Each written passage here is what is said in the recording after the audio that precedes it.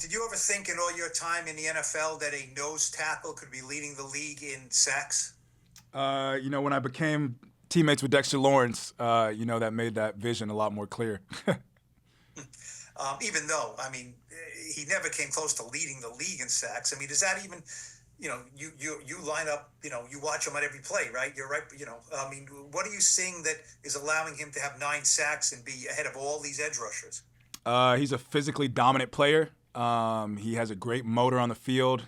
His mindset, his competitive mindset, second to none. And he takes advantage of his matchups. How does that help you on the second level? How does that help you guys? Maybe if he cleans up so much, how does that help you? A lot. A lot of times they're double teaming him, so makes it 10 on 11 quick.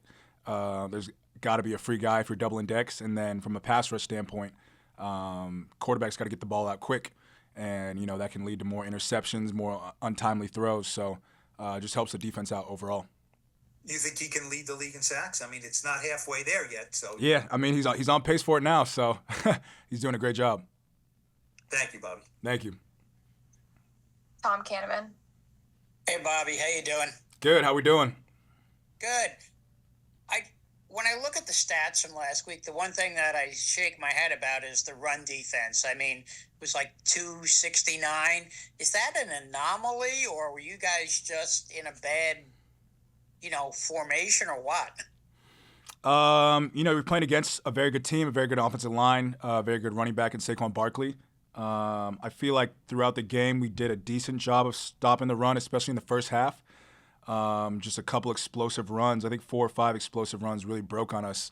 Some of those two-back fits we weren't exact with. They had a really good scheme that we didn't adjust to.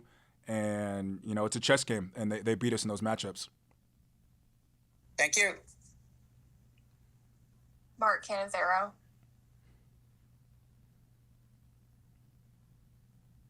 Sorry about that. Appreciate you doing this, as always, Bobby. I'm curious. I believe, if I'm not mistaken, you're one of the few guys in the locker room that's played in Pittsburgh. I think you played them twice when you were with Indy, I think. Yep. Yeah, I want to say earlier in my career.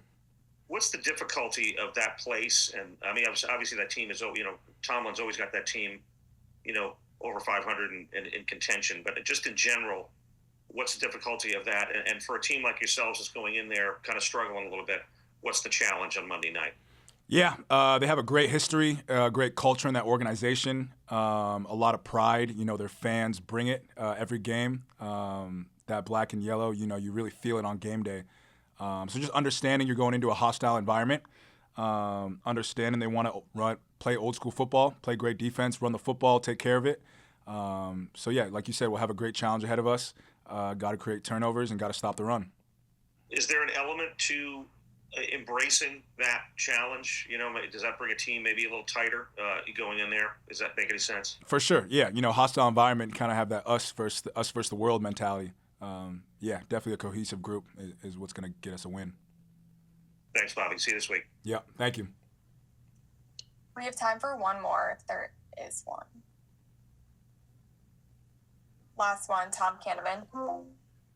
Bobby, one thing I meant to ask you was, are you reaching that point in the season where it's make or break time? It's 7 games in, you're 2-5. Do you have to get on a run now? I don't think you ever want to have that mindset because when you start pressing, that's when, you can lose focus, get off your fundamentals and techniques, and take more risks on the field. We got to have a one game approach at a time mentality, and Monday night against the Pittsburgh Steelers is a great mentality to go 0-1.